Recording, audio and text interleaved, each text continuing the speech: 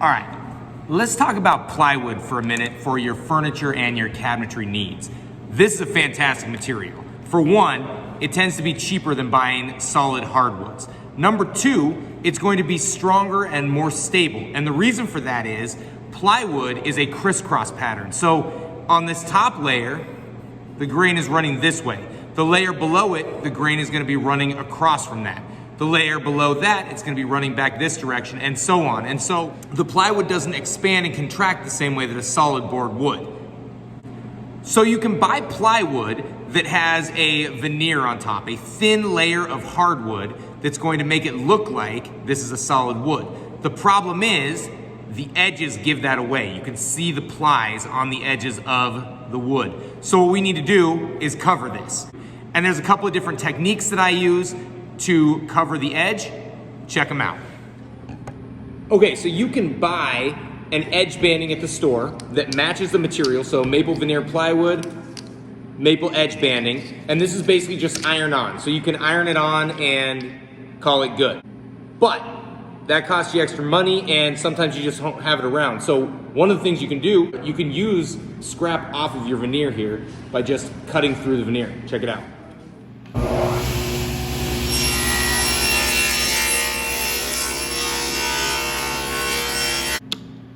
Just sliced off the veneer. Set your saw blade so it's just barely going to cut that veneer off.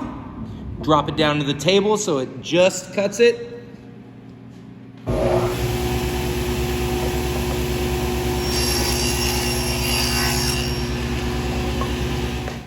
So there you have it, edge banding cut from the scrap plywood from your project. Perfectly matched to the color of veneer that you have, and perfectly fit.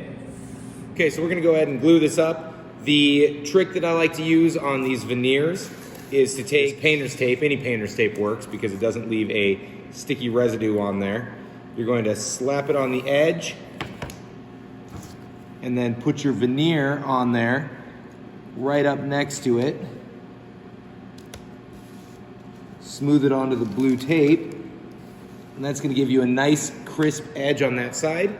From there, we can go ahead and put our glue on. You don't want to over glue it, but you do want to cover the entire surface of the board. And then we're just going to roll it down and over.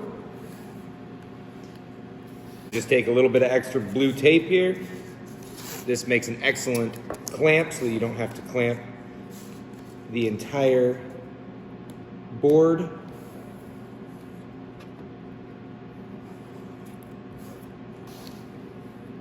And then when it's dry, you can peel that right off.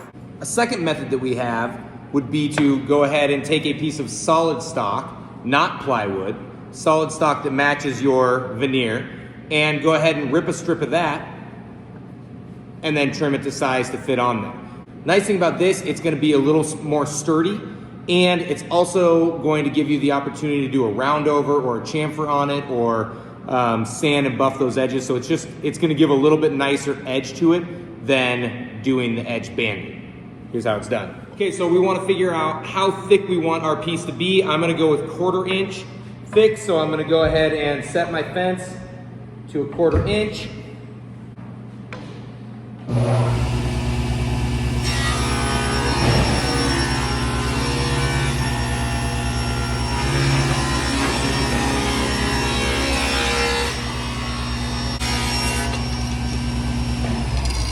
So the solid stock ripped down to 1/4 inch is going to give me a 1/4 inch edge banding, which I will then glue on. That'll make a nice strong glue joint.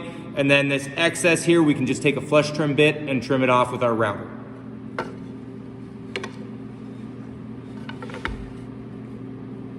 Okay, and our last method is gonna be similar to the solid stock, but instead of just putting a solid stock on here, we're gonna do a tongue and groove. That's gonna give a little more surface area for glue, and it's going to give a little more strength to our banding.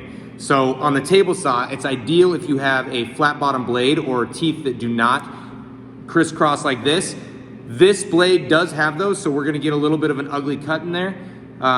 It's gonna be hidden, so it's not the end of the world. So here's how you do this one. So set up on our fence, so it's gonna cut just a little over the halfway mark here. Just like that. And we're going to set the depth of our saw to about 1/4 of an inch.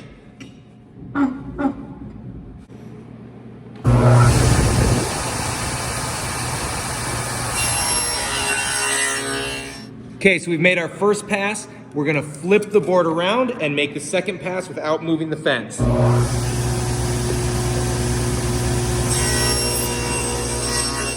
Okay, and that widened it. It's not quite enough, so I'm gonna move the fence away about a 32nd of an inch. And we're gonna try it again.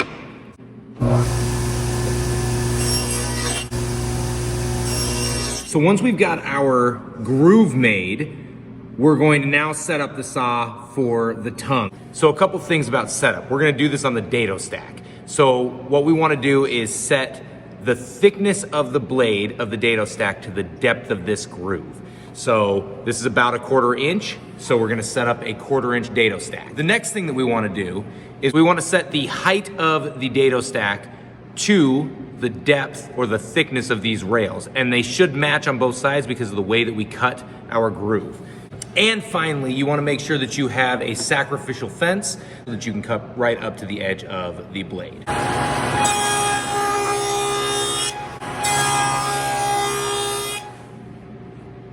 Okay, so there's your tongue, there's your groove. We'll set them together.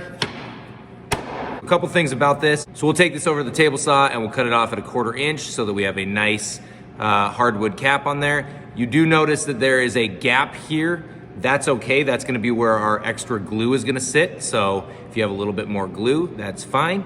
And finally, you'll notice that there is a little ledge right here. We will take that off with a flush trim router and it'll be absolutely perfect fit flush to that.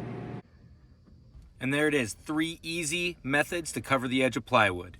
Hey, if this was helpful, go ahead and hit that like and subscribe button and we'll catch you next time. Peace.